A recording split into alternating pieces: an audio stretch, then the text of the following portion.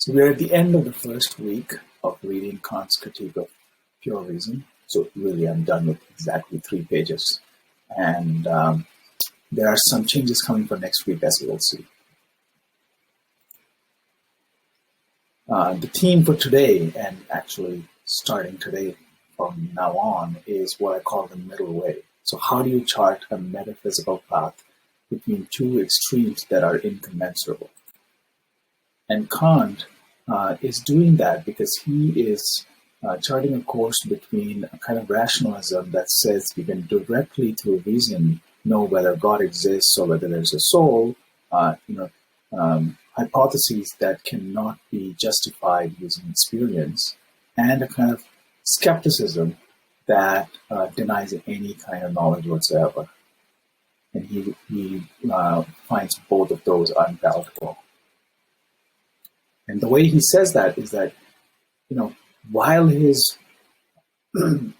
path seems very ambitious, it's much less so than what he says the communist program who pretends to prove the simple nature of the soul or the necessity of the first beginning of the world, right? And all of these kinds of claims are beyond all possible experience.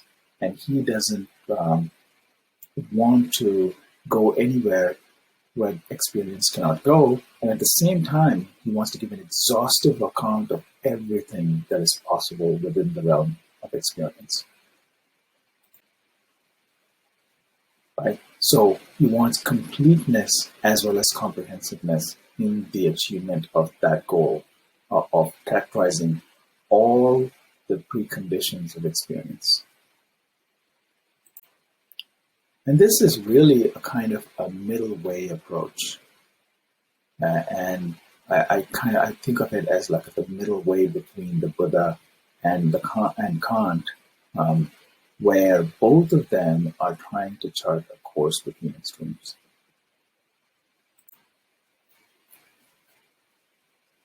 So, famous story about the Buddha, right? Malunkyā Buddha was a disciple who basically came to the Buddha and said, "Tell me whether the world is eternal or not, or else I'm going to stop practicing with you." And the Buddha says, well, if a man was pierced with a poisonous arrow, would you stop treating him until you found out who is the person who shot the arrow, whether that person was a noble or a merchant or a worker? No, you wouldn't do that. You would first pull out the arrow and treat the wound and not worry about the so-called an unknowable cause of that wound. And so the middle way is a good method for hard problems. Today's hard problem is the problem of consciousness. How is it that there is such a thing as subjective experience in the material world, which is completely insentient? And the middle way addresses these kinds of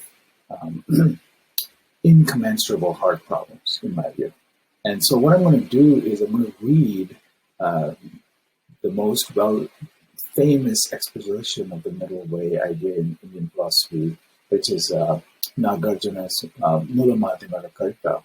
And I'm going to read that in this Tibetan commentary called The Ocean of Reasoning by the Tibetan Gelugpa scholar Tsongkhapa. So that's a thick 600-odd page book and gives me enough pages so that I can read 1 page of it alongside 1 page of Nagarjuna every day, along one page of Kant every day. And that will be my task for now onwards. So that Nagarjuna and Kant both illuminate each other and help us extract what might be the essence of a middle way approach. And then until then, that is to say until Monday, goodbye.